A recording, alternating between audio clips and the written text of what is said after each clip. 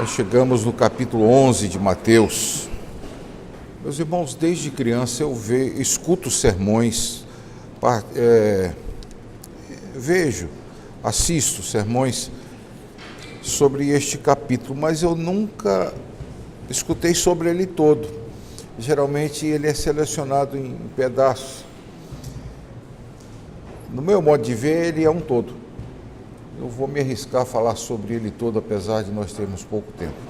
Ora, tendo Jesus acabado de dar essas instruções aos seus 12 discípulos, partiu dali a ensinar e a pregar nas cidades deles. Quando João ouviu no cárcere falar das obras de Cristo, mandou por seus discípulos perguntar-lhe: És tu aquele que estava para vir, ou haveremos de esperar outro? E Jesus respondendo lhe disse: Ide e anunciai a João o que estáis ouvindo e vendo. Os cegos veem, os coxos andam, os leprosos são purificados, os surdos ouvem, os mortos são ressuscitados, e aos pobres está sendo pregado o Evangelho. E bem-aventurado é aquele que não achar em mim motivo de tropeço. Então, em partindo eles, passou Jesus a dizer ao povo a respeito de João: Que saístes a ver no deserto? Um caniço agitado pelo vento? Sim, que saístes a ver? Um homem vestido de roupas finas? Ora, os que se vestem de roupas finas assistem nos palácios reais. Mas para que saístes? Para ver um profeta? Sim, eu vos digo, e muito mais que profeta. Este é de quem está escrito: Eis aí, envio diante da tua face o meu mensageiro, o qual preparará o teu caminho diante de ti. Em verdade vos digo, entre os nascidos de mulher, ninguém apareceu maior do que João Batista, mas o menor no reino dos céus é maior do que ele. Desde os dias de João Batista até agora, o reino dos céus é tomado por esforço, e os que se esforçam se apoderam dele. Porque todos os profetas e a lei profetizaram até João. E se o quereis reconhecer, ele mesmo é Elias que estava para vir. Quem tem ouvidos para ouvir, ouça. Mas a quem compararei? A quem hei de comparar essa geração? É semelhante a meninos que, sentados nas praças, gritam aos companheiros: Nós vos tocamos flautas e não dançaste. Entoamos lamentações e não pranteaste. Pois veio João, que não comia nem bebia, e dizem: Tem demônio. Veio o filho do homem que come e bebe, e dizem: Eis aí um glutão e bebedor de vinho, amigo de publicanos e pecadores. Mas a sabedoria é justificada por suas obras. Passou então Jesus a increpar as cidades nas quais ele operara numerosos milagres, pelo fato de não terem se arrependido. Ai de ti, Corazim! Ai de ti, Betsaida! Porque sentiram em Sidom, se tivessem operado os milagres que em vós se fizeram, há muito que elas se teriam arrependido com pano de saco e cinza. E contudo vos digo, no dia do juízo haverá menos rigor para Tiro e Sidom do que para vós outras. Tu, Cafarnaum, elevar-te-ás porventura até o céu? Descerás até o inferno. Porque se em Sodoma se tivessem operado os milagres que em ti se fizeram, teria ela permanecido até o dia de hoje. Digo-vos, porém, que menor rigor haverá no dia do juízo para com a terra de Sodoma do que para contigo. Por aquele tempo exclamou Jesus: Graças te dou, ó Pai, Senhor do céu e da terra, porque ocultaste essas coisas aos sábios e instruídos e as revelaste aos pequeninos. Sim, ó Pai, porque assim foi do teu agrado. Tudo me foi entregue por meu Pai. Ninguém conhece o Filho senão o Pai, e ninguém conhece o Pai senão o Filho e aquele a quem o Filho quiser revelar. Vinde a mim todos os que estáis cansados e sobrecarregados, e eu vos aliviarei.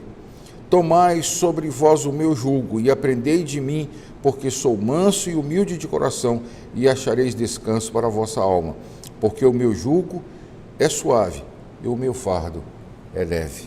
Meus irmãos, eu não vou falar nada a respeito do versículo 12, eu vou deixar para você conferir com o seu professor de exegese, E, aliás, é uma sugestão, se você ainda não escolheu sua exegese, vá pensando no versículo 12. O que é que significa o reino do céu ser tomado por esforço? Vale a pena pensar nisso. É uma exegese riquíssima. Eu quero falar para vocês, basicamente, o modo como o capítulo todo se estrutura. Repare, irmãos, na primeira parte, até quando Jesus defende João, João mandou perguntar se ele era aquele que haveria de esperar. E ele disse, olha, sou e bem-aventurado é aquele que não acha em mim pedra de tropeço.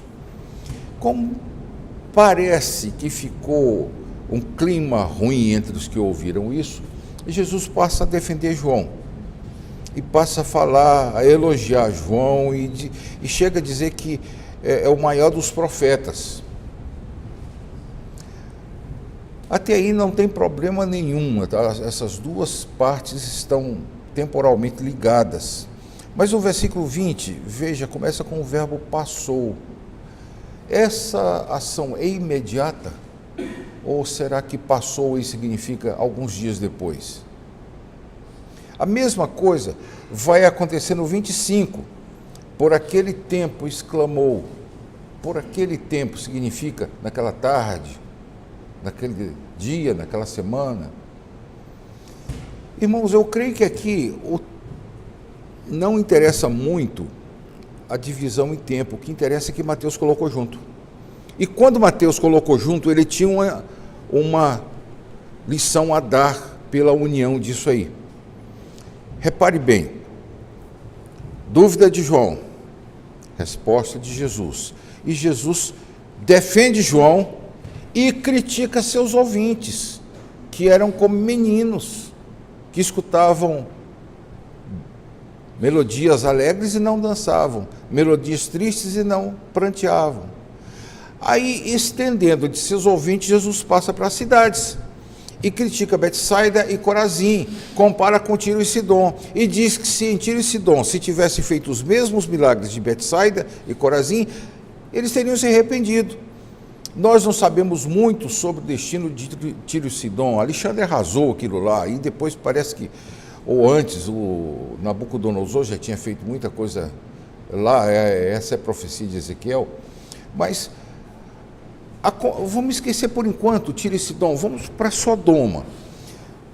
É dito de Cafarnaum, você vai subir ao céu? Não. Jesus diz, você vai para as profundas dos infernos. Haverá menos rigor no juízo para Sodoma do que para você.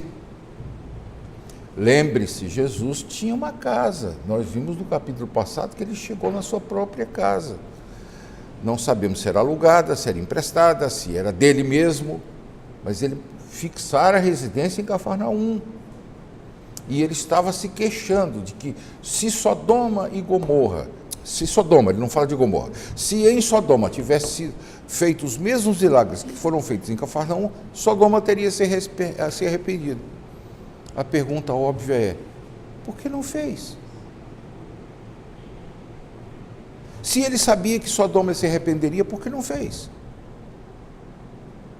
E aí entra nos eternos decretos de Deus. E eu creio que é por isso que Mateus colocou junto. Falar das cidades é uma extensão de criticar o povo, que viu o sermão dele sobre João. Agora, ele deixa isso no ar, ele entra rapidamente nos decretos de Deus, versículo 25, e exclama, graças te dou, ó Pai, Senhor do céu e da terra, porque ocultaste essas coisas dos sábios e instruídos e as revelaste aos pequenininhos.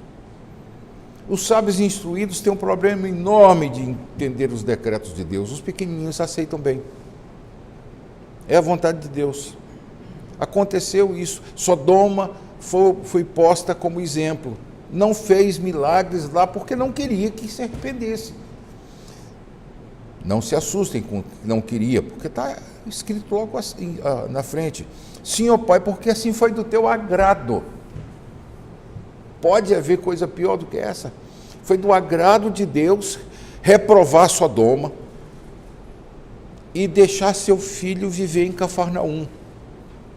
mas no juízo final, Cafarnaum será julgado com maior rigor do que Sodoma. Aí você diz, como é que eu vou entender uma coisa dessa? Por favor, se você está pensando assim, lembre-se do final do texto. Vinde a mim todos os que estáis cansados e sobrecarregados, e eu vos aliviarei. Gente, o que eu já escutei de sermão a partir do versículo 28, está cansado da lei judaica, está sobrecarregado com as cerimônias, está isso, com aquilo, a vida difícil, o governo está cobrando mais imposto de renda, estão fazendo... Bem, o cansado e sobrecarregado é de não conseguir entender como é que Deus fecha a porta para Sodoma e abre para Cafarnaum, sendo que Cafarnaum é pior do que Sodoma, aos olhos do Senhor Jesus. Tomai sobre vós o meu jugo e aprendei de mim, que sou manso e humilde de coração, e achareis descanso para vossas almas, porque o meu jugo é suave e o meu fardo é leve.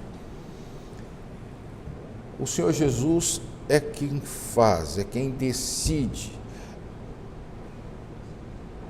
E não adianta você ser um sábio, instruído, entendido, como diz a outra tradução, se você não toma o jugo do Senhor Jesus. Os pequeninos tomam esse jugo com maior facilidade. E é aqui, irmãos, que isso faz sentido para nós aqui do seminário. E espero que para vocês também. Quantas e quantas vezes, quando seminarista, eu ficava pensando, mas meu Deus, não é à toa que Calvino chamou a predestinação de o decreto terribilis. E ficava angustiado, mas como é que Deus pode fazer uma coisa dessa? Quando me foi apresentado o supralapsarianismo, então, quase que eu entro em parafuso. Aí eu comecei a entender que o jugo do Senhor é leve e suave, desde que eu o receba como um pequenininho, não como quem quer entender o Senhor. O Senhor é infinito, não cabe na minha cabeça, mas eu posso receber o seu jugo, porque ele é humilde e manso de coração. Aconselho vocês a fazerem isso também. Quando chegar as dificuldades da exegese, da teologia sistemática, da hermenêutica,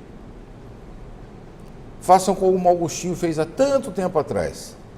Ele diz, eu não creio porque eu entendo. Eu entendo porque eu creio. É Deus que está dirigindo, tomando a nossa mão, nos levando a pastos verdes e águas tranquilas.